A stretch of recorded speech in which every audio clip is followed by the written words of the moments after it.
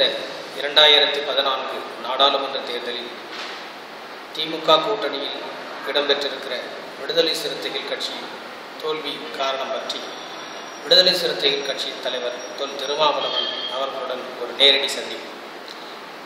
யாழினி இதழுக்காக செய்தியாளர் இரா கல்யாண்.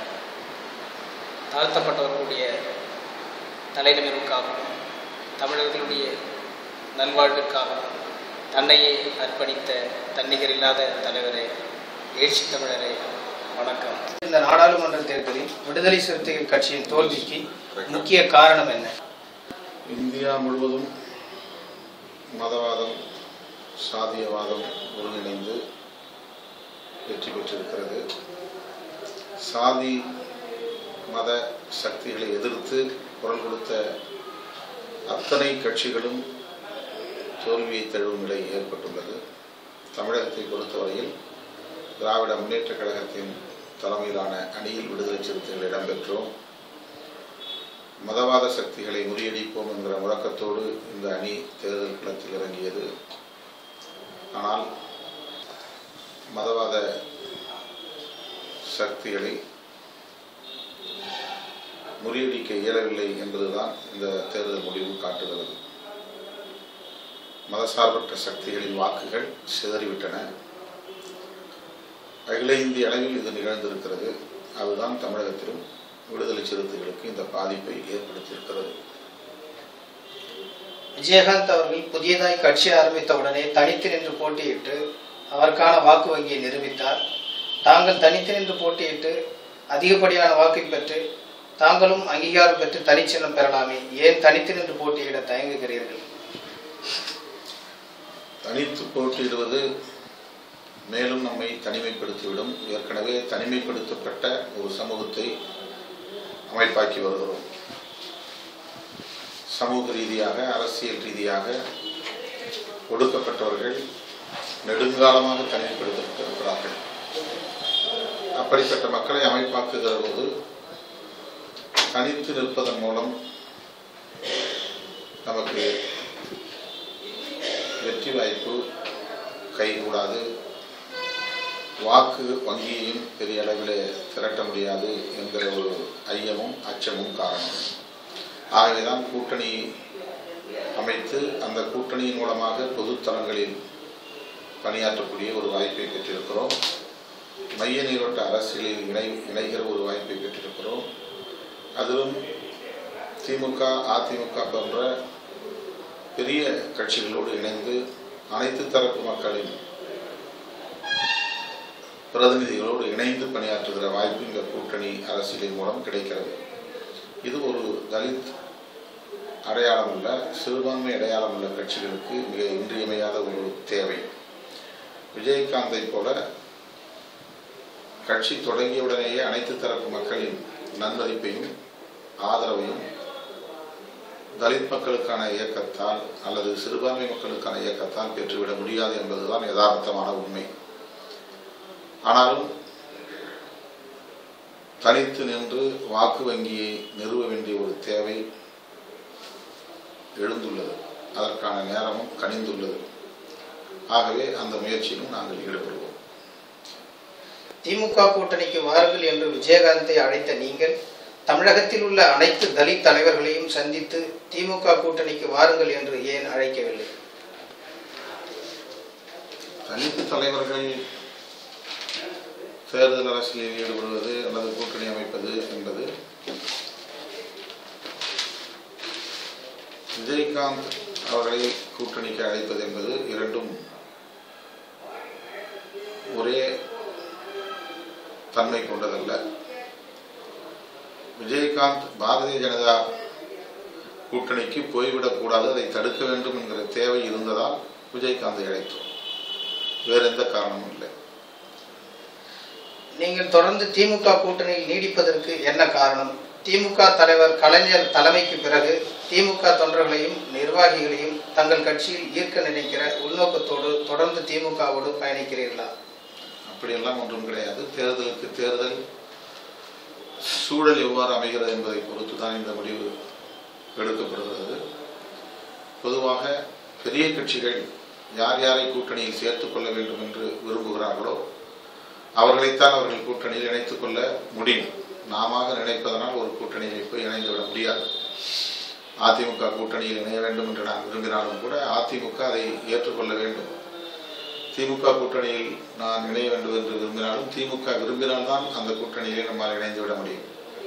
வளருகிற கட்சிகளுக்கு அப்படி ஒரு சிக்கல் இருக்கிறது. பெரிய கட்சிகள் தங்களுடைய அணியில் யார் யாரை இணைத்துக் கொள்ள வேண்டும் என்று சூழலுக்கு ஏற்ப முடிவு செய்கிறார்கள். ஆக கடந்த 2006 சட்டமன்ற தேர்தல் முடிந்த பிறகு உள்ளாட்சி தேர்தலில் இருந்து நாங்கள் திமுக கூட்டணியிலே தொடர்ந்து இருக்கிறோம். அதன் பிறகு நடைபெற்ற 2009 நாடாளுமன்ற பொதுத் தேர்தல், 2011 சட்டமன்ற பொதுத் தேர்தல், இப்போது நாடாளுமன்ற பொதுத் தேர்தல் என்று இந்த 3 பொதுத் தேர்தல்களில் திராவிட முன்னேற்ற கழகத்தோடு நாங்கள் இணைந்திருப்பதற்கு தமிழகத்தில் நிலவுகிற அரசியல் சூழல் தான் காரணமே தவிர அதில் வேற எந்த உள்நோக்கமும் கிடையாது. தருமபுரியில் 300க்கும் மேற்பட்ட தலித் குடிசைகளை பாமகவினர் எரித்ததாக சொன்னீர்கள். பாமக அன்புமணி ராமதாஸ் அந்த தருமபுரியில் அதிகப்படியான வாக்கு வித்தியாசத்தில் வெற்றி பெற்றிருக்கிறார். சாதி அரசியல் செய்பவர்களை மக்கள் நிராகரிப்பார்கள் என்று சொன்னீர்கள். ஆனால் சிதம்பரம் தொகுதியில் தங்களை மக்கள் நிராகரித்து விட்டார்களே, என்ன காரணம்? சிதம்பரம் தொகுதியில் மக்கள் எம்மை நிராகரிக்கவில்லை. 3 லட்சத்துக்கும் மேலான வாக்குகளை மக்கள் அளித்திருக்கிறார்கள். 3 லட்சம் வாக்குகள் என்பது சாதாரண வாக்கு அல்ல. பணமும் சாதி ஆதிக்கமும் ஒன்று சேர்ந்து அப்பாவி மக்களின் வாக்குகளை ஒரு பக்கமாக திரட்டியிருக்கிறார்கள். அதன் மூலம் திரட்டப்பட்டிருக்கிறது. குறிப்பாக அதிமுக ஆளுங்கட்சி என்கிற அடிப்படையில் அரசு இயந்திரங்களை பயன்படுத்தி கோடிக்கணக்கான ரூபாய் பணத்தை கொட்டி இறைத்து அதிகாரிகளின் துணையோடு தமிழகம் முழுவதும், சிதம்பரம் தொகுதியில் மட்டுமல்ல தமிழகம் முழுவதும் தமக்கு சாதகமான ஒரு நிலையை ஏற்படுத்தியிருக்கிறார்கள். விடுதலை சிறுத்தைகள் மட்டுமே தோற்றுவிடவில்லை. தமிழகத்தை 5 முறை ஆண்ட திராவிட முன்னேற்ற கழகமும் ஒரு இடத்தில் கூட வெற்றி பெற முடியவில்லை. அதை போல மதிமுகவுடைய பொதுச் செயலாளர் வைகோ வெற்றி பெற முடியவில்லை. அதை போல பாட்டாளி மக்கள் கட்சி 8 இடத்தில் போட்டியிட்டு 7 இடங்களிலே தோற்று போயிருக்கிறது. தருமபுரியில் அவர்கள் வெற்றி பெற்று விட்டார்கள் என்று சொன்னால் அவர்களை மக்கள் ஏற்றுக்கொண்டார்கள், எங்களை நிராகரித்து விட்டார்கள் என்று பொருள் அல்ல. அவர்களுக்கு எதிராக விழுந்திருக்கிற வாக்குகளின் எண்ணிக்கை தான் அதிகம். அவர்கள் 4.5 லட்சம் வாக்குகளை பெற்றிருக்கிறார்கள். ஆனால் அவர்களுக்கு எதிராக 7 லட்சம் வாக்குகள் விழுந்திருக்கின்றன. அதிமுகவுக்கும் திமுகவுக்கும் மற்ற கட்சிகளுக்கும் கிட்டத்தட்ட 150 வாக்குச்சாவடிகளுக்கு மேல் அவர்கள் கைப்பற்றி கொண்டு அவர்களே வாக்களித்திருக்கிறார்கள்.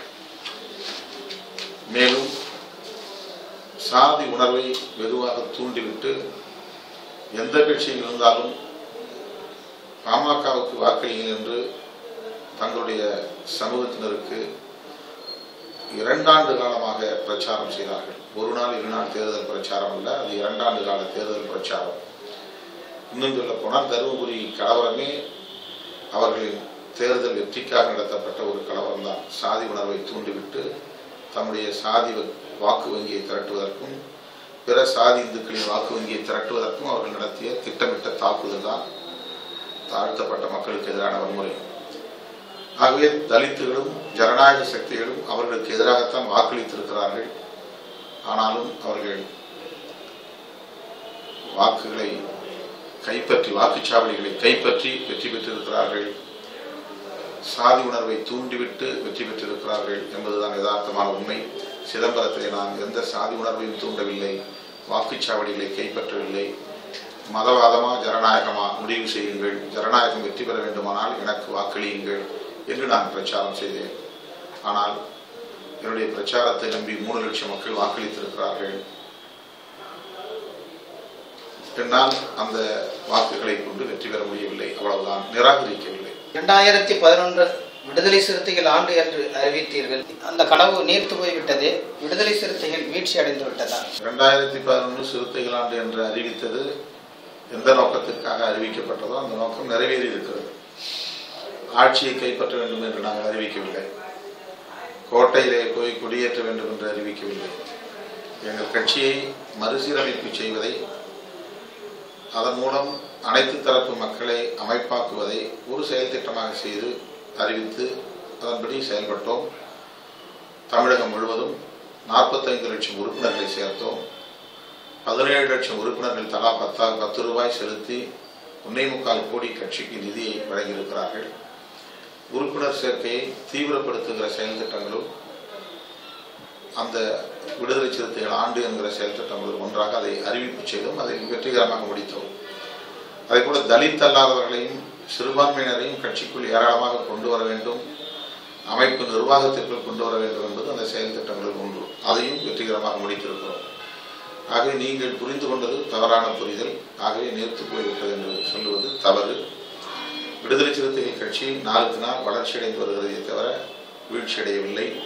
போன முறை நாங்கள் பெற்ற வாக்குகள் எவ்வளவு சதவீதமோ அதே அளவு 1.5% நாங்கள் பெற்றிருக்கிறோம். RSS இயக்கத்தை சார்ந்த நரேந்திர மோடி ஆட்சிக்கு வந்தால் நாட்டிற்கு ஆபத்து என்று சொன்னீர்கள். அவர் அதிக பெரும்பான்மை இடங்களை கைப்பற்றி தற்பொழுது பிரதமராகிறார். இனி நாட்டின் நிலைமை எப்படி இருக்கும் என கருதுகிறீர்கள்? ஏற்கனவே நான் சொன்னதெல்லாம் மறுபடியும் சொல்ல விரும்புகிறேன். நாட்டுக்கு ஆபத்து சூழ்ந்திருக்கிறது.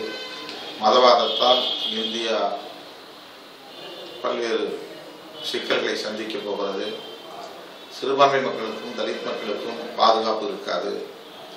அவர்கள் ஏற்கனவே அறிவித்தபடி வங்கா தேசத்திலிருந்து வருகிற இஸ்லாமியர்களை விரட்டுவோம் என்று அவர்கள் அறிவித்திருக்கிறபடி அங்கே வடகிழக்கு மாநிலங்களில் பிரச்சனைகளை உருவாக்குவார்கள். காஷ்மீர் பகுதியிலே ஜம்மு காஷ்மீர் மாநிலத்திற்கு வழங்கப்பட்டிருக்கிற சிறப்பு அந்தஸ்தை நீக்குவோம் என்று சொல்லியிருக்கிறார்கள். அந்த முயற்சியில் ஈடுபடுவார்கள்.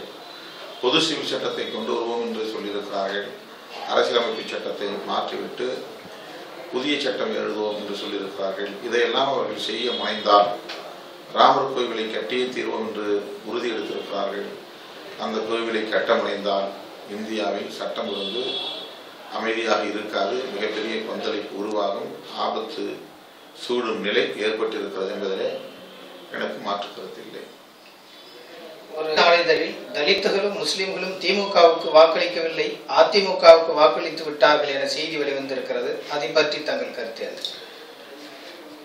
தலித்துகளும் முஸ்லிம்களும் ஒரு அரசியல் சக்தியாக எழுச்சி பெற்றுவிடக் கூடாது என்று கருதுகிறவர்கள் இந்த கருத்தை வேண்டுமென்றே திணித்திருக்கிறார்கள்.